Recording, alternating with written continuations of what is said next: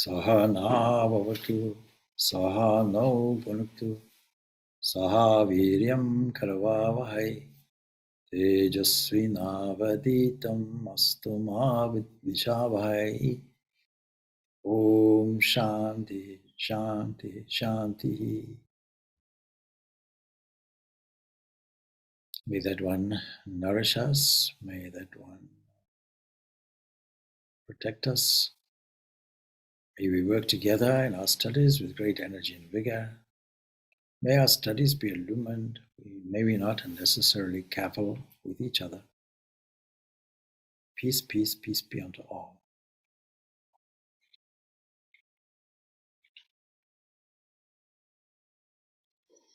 The fundamental principle of the Vedanta, the highest conclusion will be to say that there is only one being without a second. There is a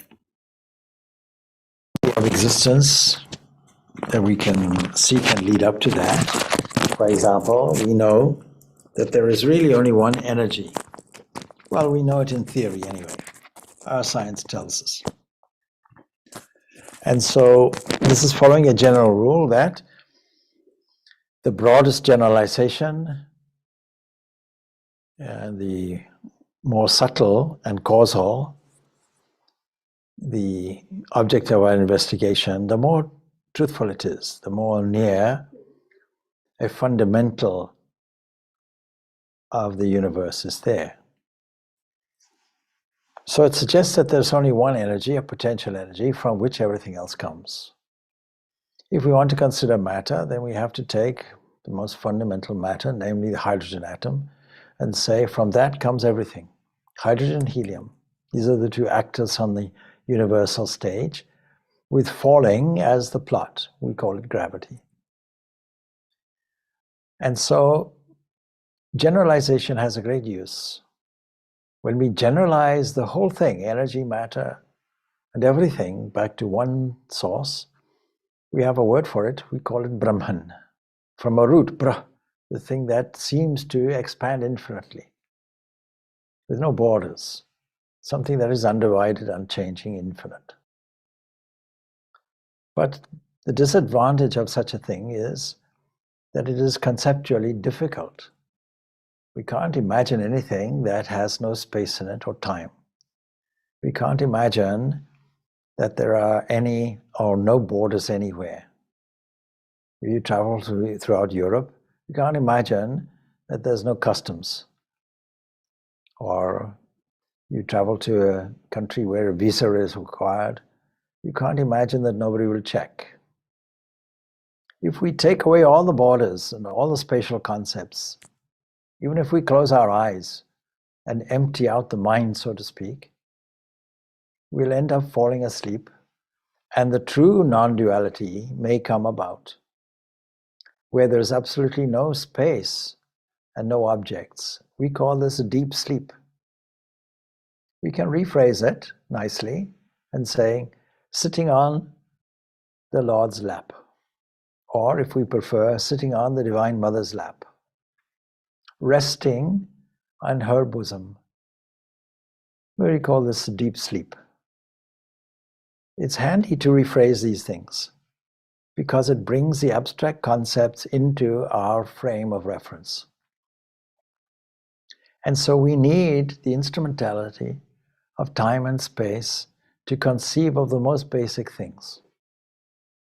You can't imagine a universe that remains absolutely static, like taking one single photograph of the whole universe and nothing's moving.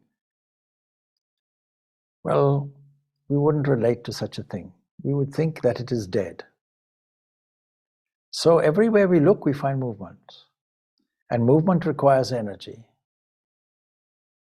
And energy comes in its most subtle form as psychic energy or thought. And thought models everything. It has a creative capacity within it, so that whatever you think of has the combining force of creativity that takes all the various wave-like elements, coordinates them nicely, and presents them to us as our experience. how to get back then, how would we get back to the most generalized and subtle, fundamental, substantial essence of the universe itself, where we have transcended time and space? Well, perhaps we have to do a step-by-step process of going backwards, a kind of devolution. Assuming that all of this has evolved, we have to now take it back, unfold it again, back to its original source. Or we might even say, put it the other way conceptually, fold it up. Now, every religion, every attempt even to try to phrase the absolute into the range of our comprehension, and to do it in such a delightful way that it elevates the mind and reveals to us qualities of love and truth and beauty, harmony, all these beautiful qualities that we have to probably use our sense of aesthetics. Our sense of aesthetics is the most valuable tool that we have. We have a natural movement toward things which are beautiful.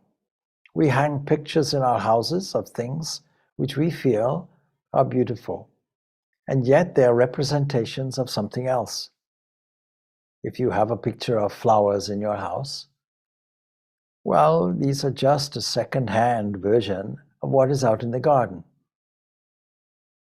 And if you have a picture, a portrait of a noble person, maybe a historical person, well, it's just a representation of somebody who is not there. Or if you have a rural scene painted, well, it's not actually that you fitted all the mountains and hills and forests into your house. It is just a reminder. And then if you don't have any close connection to your relatives, for example, supposing your relatives live in a different country and you have photographs of them in your house, well, you know you didn't fit them all and give them sleeping quarters. You know that is simply a representation of somebody who is absent. And all of these pictures of your photographs of your family, you won't destroy.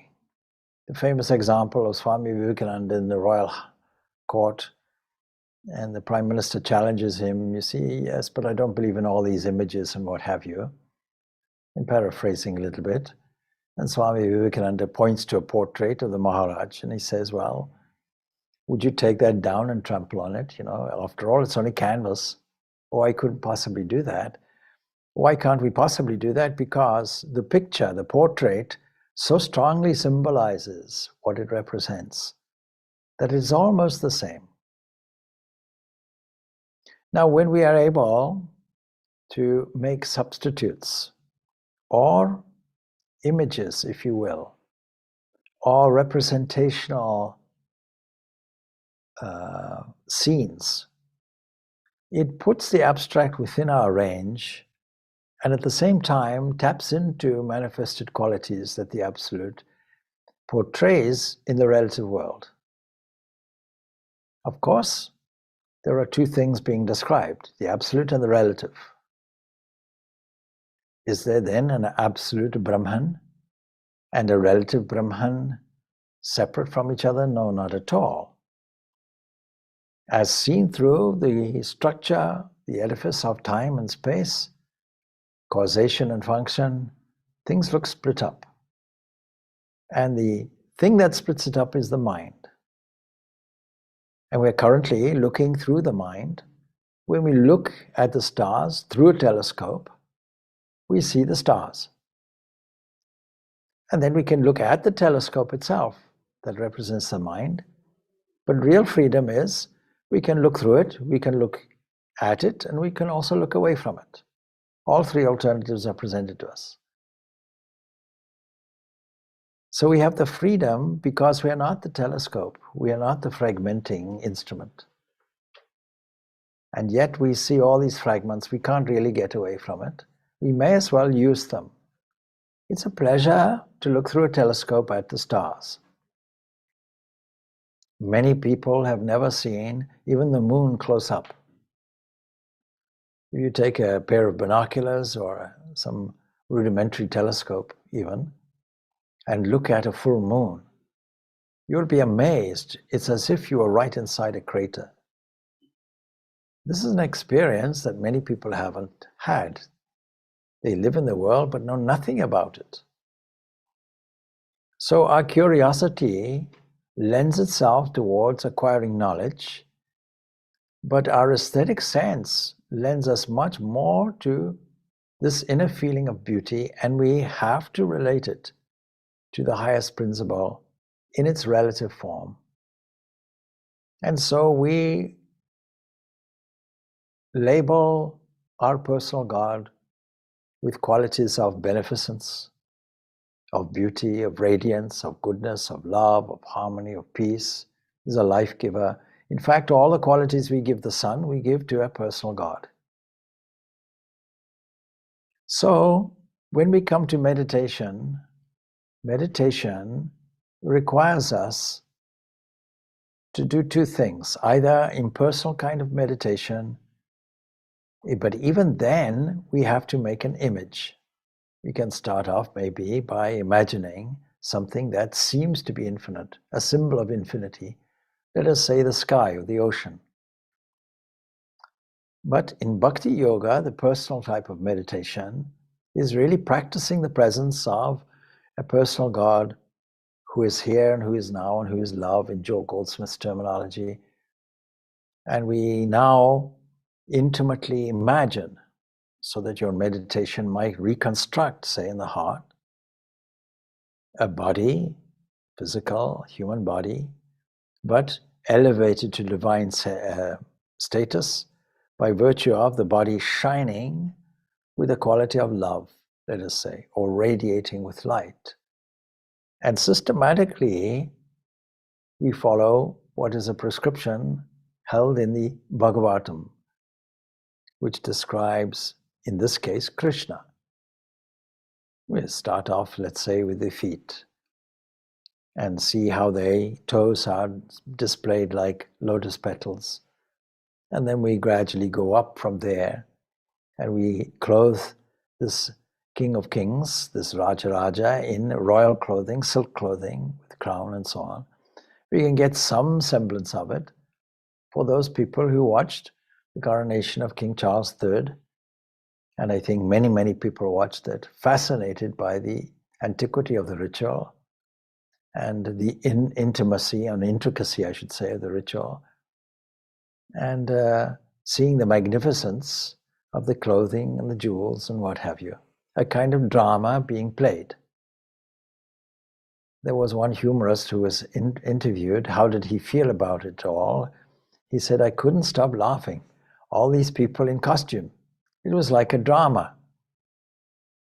And then I had to pinch myself and see how seriously they were taking it all.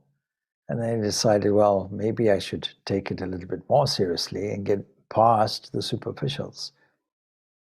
But yes, if we take life to be some kind of drama, some dramatic presentation of the reality, using the structure of time and space and causation and function, but additionally aesthetics, then it opens a whole world to us of beauty. And we're naturally attracted toward beauty.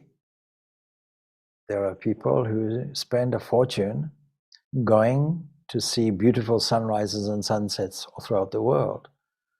There are many people who go to the mountains. There are many people who go to the seas. There are many people who go to the forests. There are many people who save up their whole life and then go away to some exotically beautiful place, simply to admire the beauty of it. And when we look at our own environment and we lose that sense of aesthetics or beauty, then we start damaging it because we're treating it as some kind of object, devoid of any aesthetic value whatsoever. And nowadays, we have people going in vast numbers to museums and art galleries just to admire the skill and the beauty. And the beauty is echoed in the skill. So we may say the beauty of the skill itself is brought out. Now, in order to elevate the mind in this way and see the beauty all over the place, we have, of course, an option to see the opposite of it. We always have the option to see the critical side of it. You go to a big city, you have the option of observing the drainage systems or observing the quaint cobbled streets and housing. We have the opportunity to see fruit on display in stalls, and our eye may settle on, let us say, the flies, as opposed to the beauty of the fruit itself. And fruit is a wonderful example where we can employ all the senses with touch and taste and smell, and texture, and ultimately, of course, taste. So given the opportunity to evoke and use our aesthetic sense, why should we not do it? Should we do it and leave the mind in a much more elevated condition, saturated with a sense of beauty and goodness and harmony and positivity everywhere? And this is one of the reasons why in all religions, massive structures, massive buildings are built, filled with art. I always remember going to a certain church that had once been a Roman Catholic church, and they had taken away all the iconic, it was an iconoclastic church. They had stripped away every vestige of art in the name of, well, it's this image worship. And for no reason, we should just not have it. Simply because it's a kind of divine command way back, and nobody knows or understands or remembers why is it there. And in the Byzantine era, when there was a Muslim battle with the Byzantines and the Muslims were winning, the Muslims are very, very strict about the use of images. And it occurred to the Christian church, well, maybe God is on their side because they don't have images. Maybe we should do away with all the images. And the iconoclastic era started, where they stripped away all the art and beauty completely. And in this way, they stripped away the opportunity to elevate the mind to the highest through this appreciation, this aesthetic appreciation, art and beauty and culture. So we find massive human endeavors building huge cathedrals, which are so symbolic that when there's a fire and it burns down or partially burns, a whole nation can be roused. It can affect people emotionally because so much effort and beauty went into this, and it became a landmark. And visitors to these great churches and cathedrals and temples are many, many, many. South Indian temples with their gopurams, so much visited with intricate art where, for example, in Mount Abu, every square inch of the temples are carved in marble. And in addition to that, the art doesn't stop there with the visual art. There are stories told, stories that appeal to the ears. Every Saturday we're talking about the story of Rama, the Ramayana. And while we don't have any visual presentation of it, people are listening to it and creating images. You can imagine the scenes which are taking place. So when it comes to aesthetics, it infers a sense of a worshipful attitude, adoration, and then we require some substitutes and images because we're all image makers. What do we mean by that? Every concept that we have has a corresponding word, and every word has a corresponding concept. You can't avoid it. If I ask you, please do not think of a mouse, the first thing you come to into your mind is a mental picture, a visualization of a mouse. You cannot disconnect the association of word and concept. And so when we create words and concepts, this is what we call nama. There's a nama and there's a rupa. We have seen a mouse physically. But when we close our eyes, we can remember, we can bring out from our memory filing cabinet a picture of a mouse.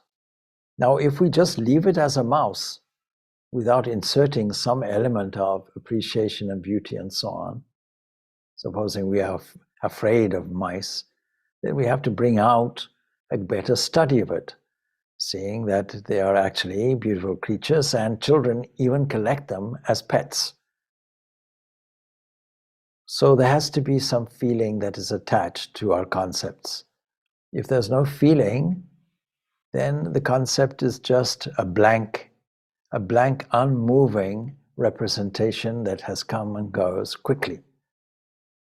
But when you sustain it with a deep appreciation and insert a level of artistic beauty in it, then we can get a greater appreciation for the object, which we can trace back to the origin of beauty. If the sun is beautiful, the author of the sun is more so. If the scene, the forest scene in nature is beautiful, it means the life giver of it is even more beautiful. If the air is fresh by the sea, by the coast, it means that the breath of life that is behind it is even more powerful and even more loving. So we are compelled, as it were, to use images because we are living in a world of imagination, and we conquer the negative portions of this imagination by constructing positive imaginative pictures, conjuring up God and his angels everywhere. When we see a person or a place or an event, is an opportunity for us to apply our aesthetic sense and mentally dress this up as our living God presented and dressed up in this form, playing the part, where we have the opportunity to look behind the superficial and say, Lord, there you are, full and free and perfect, full of beauty and truth and goodness and love and harmony. What a glory. That means that everywhere we look, we can see, what a glory, what a glory, what a glory. Instead of what a pity, what a pity. Poor this, poor that, poor me. We put in something which is more glorious and more truthful. Now we imagine all kinds of things. We get fearful and doubtful and suffer from maybe some guilt and remorse when we review things of the past. But they've gone. So we're bringing them back into our image-making faculty and recreating.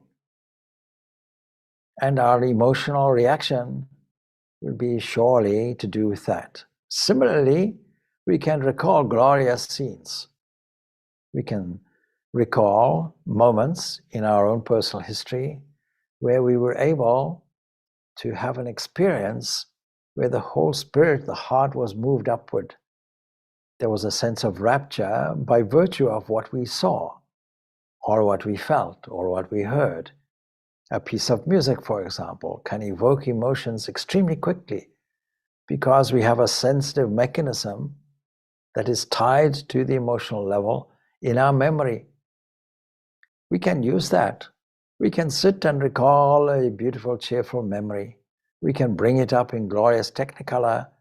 We can add to it. And if the picture has green grass, we can make it greener through our imagination. We can make a kind of Walt Disney picture.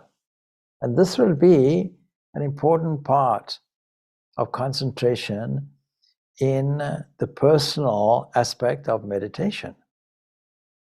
The art of bringing up the highest, most beautiful aesthetics from our glorious memories, where we went perhaps on a pilgrimage, or we saw a beautiful church, or a beautiful temple, or where we were inspired by a beautiful and holy person. Patanjali, in his guidelines, is very, very broad-minded. He gives us another number of options for our meditation and ends up, and anything else which you find is beautiful, or anything else which you find is inspiring, glorious. You can use it all. And so we have this capacity. That means then that those who want to accelerate their spiritual life will find it easier and delightful to use their aesthetic sense and use their imagination. Those people are artists. Now, if we take Ramakrishna Paramahansa, for example, he was an artist to the core. It doesn't mean to say he wasn't a profound thinker. He understood the philosophy extremely well, not just the arguments of philosophy, but he understood the principles of it firsthand. But you can see how in his childhood he sculptured. You can see how he sang, how he danced, how he played dramatic roles.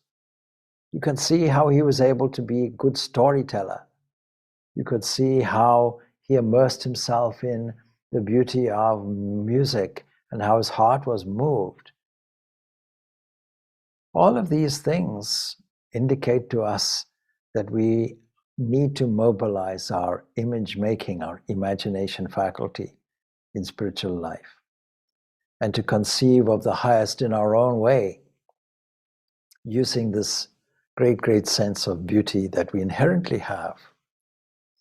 Now, if we come to the physiology of it, it has for some time been known that there is what we might call a left and right brain that is divided by a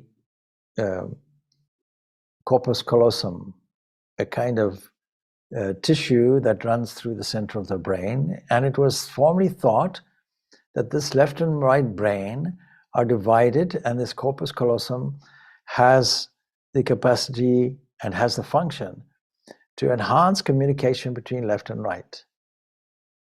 But very, very good and useful research has shown this is not correct. Its function is to block out, to edit, to control. It acts like the customs post or the immigration post between left and right hemispheres. Because too much left brain will make us dry, and we can cultivate it artificially. And that's exactly what has happened. A child of 5 is profoundly creative, with tremendous imagination, and the adult's role seems to be to dampen it, squash it out completely, and produce some adult version of it. Today, there are children's books that are written supposedly for children by adults, and they introduce adult ideas to children in children's book. I would suppose the best person to write a children's book would be a child. When the wind goes through the grass, they say, look, the grass is talking to us. When they see the stars in the sky, they say, these are the pearls around the Divine Mother's neck. And what do? We squash it all. When we say, whoa, what is the beautiful blue sky? Is it not the skin of the Lord Vishnu of the Divine? The adult says, no, it's short wavelengths, and squashes the idea completely. And so by the age of 18, 19, these children who are so abundantly creative, and his creativity might well have been enhanced by progressive educational systems, such as the Montessori system of education and so on. And it is from there on, after this stage, where creativity is thoroughly encouraged, where individual creative talents are praised. By the age of 19, the educational system has pretty much knocked it out, and everything has to be systematically presented. For example, any academic presenting a scientific paper reviewed by the peers, let's say at a conference, feels obliged to follow a set structure. Probably there is an abstract, and the organizers of the symposium will want the abstract in advance for publicity. And then after that, there'll be the presentation of the points. And inserted in that would have to be descriptions of studies and what have you. I always remember a certain conference studying bacteria. And at the conference, they were talking about Thiobacillus ferrooxidans and mesophilic autotrophs. And then over a cup of tea, they were talking about bugs instead. They were taking away completely this left-brained organizational descriptive structure that was expected, reducing everything to algorithms and logic. But the real inventiveness, the real inventions of man come from thought experiments, come from letting loose the right brain. The right brain needs to be in charge. The right brain is the Gestalt brain. The right brain is to do with creativity and art and culture and free thinking. And it is this side of the brain that we have to functionally use if we are to make inroads into the deepest, most profound secrets of our own being and discoveries of the universe, be they scientific or be they aesthetic, to do with music. Imagine a Beethoven now being inspired by a few notes, 2 notes, followed by another 2 notes. Most people know what these notes are. Most people even know what it goes on beyond that. How from that a man can walk and get the inspiration for a well-known symphony, one of the best-known symphonies in the world. This is the creativity in music. How this expression comes, it came to me as if it comes from the outside. It came to me. The assumption is it came from outside. No, it comes from inside. It comes from shuffling ideas. And we have to have time in order to do it. So a child has loads of time. There's a very good reason why, against all the biological evolutionary principles in humankind, we have the longest childhood of all animal species. During this long childhood, reproduction cannot occur, and foraging for food cannot occur. That's the job of the parents. The job of the parents, make sure the species gets procreated, continued, and make sure that there is provisions, food. These 2 genetic directives belong to the parents. But what are the children doing? They are developing their creativity. They are running around. They are playing. And it is this playfulness that maybe we have lost. We have to have time apart to develop this creativity, this free thinking, away from the domination of the left brain that wants everything structured. We can put it like this. The left side of the brain is the strict parent that says you have to follow rules. No creativity there, nothing new there. The right side of the brain says, let me run in freedom. Let me think outside the box.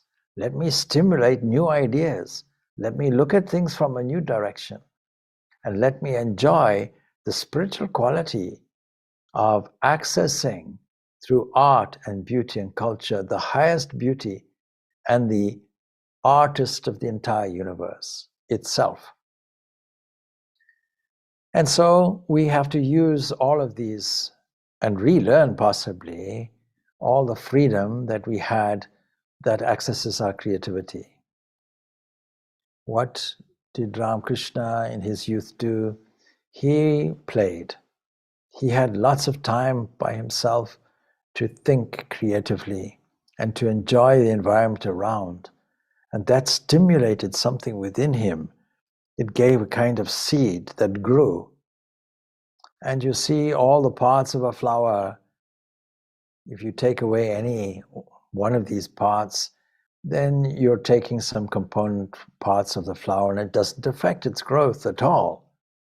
And yet, the beauty of the flower is in the flower itself, not in the fiber necessarily of the roots or any other thing. The essentials, in other words, for its growth. So, Swami Vivekananda will give us a whole chapter when under the Bhakti Yoga series, and he puts a chapter like that, worship of substitutes and images. Now, of course, there is this great story that I tell over and over again. Well, it's not my story, of course. It belongs to Ramakrishna. Ramakrishna was a great storyteller. And so I'm going to embellish the story slightly. Two people traveling on a train, and one carries a box with holes in it. And the other person, curiously, to strike up conversation and be a little bit sociable, asks, "Please, sir, tell me what is in the box. Why do you carry this box around with you?" And the passenger says, "Oh, in this box, I carry a mongoose." "That's curious. Why do you carry a mongoose?" "Well, it's to catch all these snakes." Immediately, his co-companion puts his feet up, looks fervently around, and in a panic says, "Snakes? What snakes? I never saw any snakes." "Ah, don't worry," says the man with the box. "They're imaginary snakes." "Well, why do you carry a mongoose?" "To catch imaginary snakes." And then he lifts the lid of the box and there's nothing inside. He says, "Ah, it's an imaginary mongoose. I'm using it to catch the imaginary snakes." So we use the faculty of our imagination to combat all the false imaginations. In Patanjali Yoga Sutras, we are given this term translated in English called verbal delusion. What it means is we imagine something that is not there, and it frightens us, and it raises paranoia and doubt in us. So there's that related to the past and the future also. What if? What if this happens? What if that happens? A paranoid person will carry it to extreme. Anticipating some disaster in the future, will ask, "But what if this happens? What if that happens?" Well, you must be aware the future never arrived yet. You're anticipating imaginary things. And so all our fears and doubts and difficulties are because our imagination is left run wild in a way which is not favorable to us, which damages ourselves, which creates a kink in our outlook. And that settles down into the unconscious mind and creates some kind of negative personality whereby we have to bring up a strategy of struggling, putting ourselves on one side of the universe, thinking that the universe has to be fought, and confronting it head on, crashing into it, instead of calmly settling down, revaluing it nicely, and finding a creative way around it. That's much better.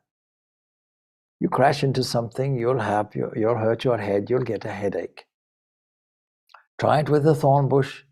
Try crashing into it. You'll have thorns all over. You'll have to go to the hospital and people have to take thorns out. You know, when I was about probably 11 years old, I tripped and I fell backwards into what was called a Christ thorn bush. It's popularly known. Thorns are about this big, this thick. And I had these thorns in me, and it was very kindly teacher that managed to take them all out systematically, patiently from the skin. And at that moment, I learned a lesson. Be careful of bushes with thorns. So don't crash into them. It's not a good idea. You must have noticed. So we find a way around it. And that comes from creativity. What I have previously termed as the 20th elephant. So now, what is this to do with worship of substitutes and images? Vivekananda tells us this. What is the worship of God through what he calls a pratika? Pratika means joining the mind with devotion to what is not Brahman, taking it to be Brahman. This is the definition given by the great philosopher Ramanuja, who follows and promotes the Vishishtadvaita philosophy. And Shankara, on the other hand, says, worship of the mind as Brahman. This is worship with regarding to the internal, and of the Akasha as Brahman. This is with regard to the deities. By deities, of course, he means, and by mentioning Akasha, he means the tanmatras, the subtle elements. The mind is an internal pratika. Akasha is an external one, and both have to be worshipped as substitutes for God. Similarly, the sun is Brahman. This is the command.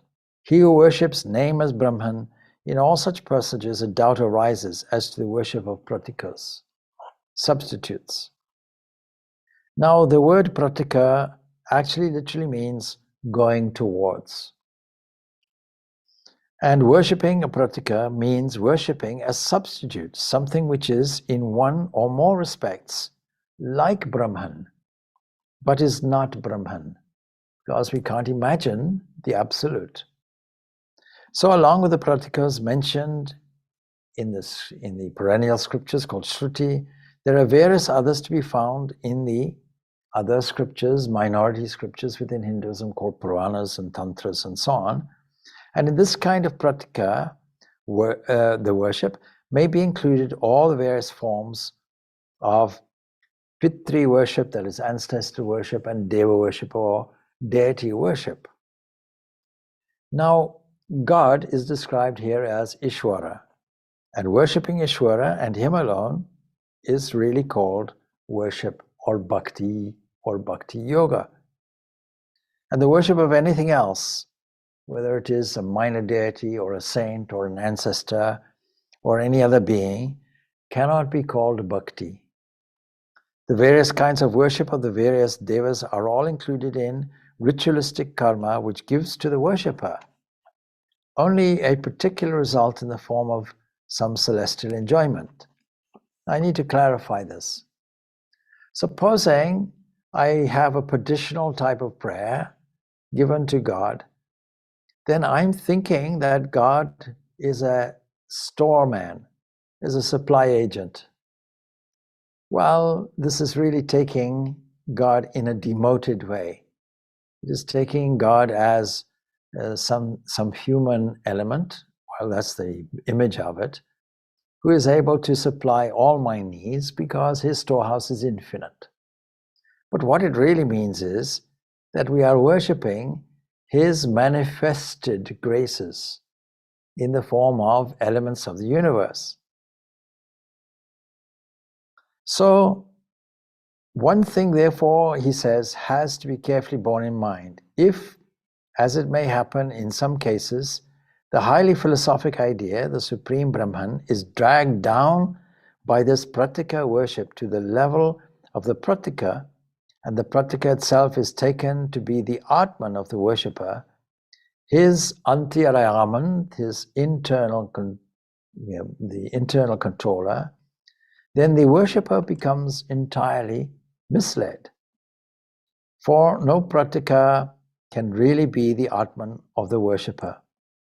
But when Brahman himself is the object of worship, and the pratika stands only as a substitute or a suggestion, therefore, that is to say, when through this pratika, this symbol, the omnipresent or this form, the omnipresent Brahman is worshipped, then the pratika itself, being idealized into the cause of all, or Brahman, then the worship is positively beneficial.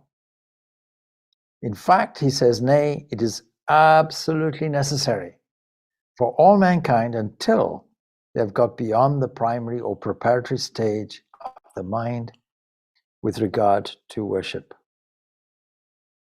Now, we have to bear in mind that most of us are inclined towards bhakti yoga, primarily, because emotional human beings are there, and we take all that emotion, which is just energy, and it is useful to take that and channel it in a much more useful way toward generosity of spirit, love, welfare of mankind, and so on. And so he goes on explaining all of this and telling us about images. And he says, when therefore any forms of that supreme, gods or other beings, are worshipped in and for themselves, Such worship is only ritualistic action or karma, and as a vidya or a science, it gives us only the fruit belonging to that particular vidya, because any mobilization of thought will really condense as something for us. So if we do it with faith, we'll get what we want. But, he says, when the devas or any other beings are looked upon as Brahman and worshipped, the results obtained is the same as that obtained by worshipping Ishvara, the one monotheistic God. This is a very difficult thing for religions that declare their monotheism. If God made the whole universe, he can make a trillion billion forms for himself. And in fact, the whole universe is that. At Durga Puja, I often ask people, how many arms does Durga have? Well, I can ask here, because we have a live audience here. That some of them look live anyway. So, how many arms does Durga have? Okay, he's got because it's a catch question, and he had the question answer before. Oh, most people say 8, something like that, and the variance of that. No, it's actually something like 16 at minimum, or at least average 16 billion arms, because there's 16 billion people on the planet, and this is not counting caterpillars and what have you that have much more. So countless arms actually, because every part of the universe is really this form of Ishvara, the Supreme God, with countless infinite qualities. And so this explains how in many cases, both in the Shrutis and the Smritis, a god or sage or some other extraordinary being is taken up and lifted, as it were, out of his own nature and idealized into Brahman, because who can conceive of this Brahman except as a human being and the ideal perfect being, such as, for example, the avatars and so on. So says the non-dualist, is not everything Brahman when the name and the form has been removed from it? It is not he, the Lord, the innermost self, is not he, the Lord, the innermost self of everyone? And says the Vishishta Dvaitist, the fruition of even the worship of the Adityas and so forth, Brahman himself bestows, because he is the ruler of all. And says Shankara in his Brahma Sutra Bhashya, here in this way, Brahman becomes the object of worship, because he, as Brahman, is superimposed on the substitute, the form, the pratika, such as Vishnu and so forth, are superimposed upon images. And the same ideas apply to the worship of the pratimas, that is, symbols. That is to say, if the image stands for a god or a saint or something like that, the worship doesn't result in bhakti and doesn't lead to freedom. But if it stands for the one God, the worship thereof will bring both bhakti and mukti, both devotion and also freedom. And of the principal religions of the world, we see Vedanta, Buddhism, and certain forms of Christianity freely using images. Only 2 religions, that is, Islam and Protestantism, refuse such help.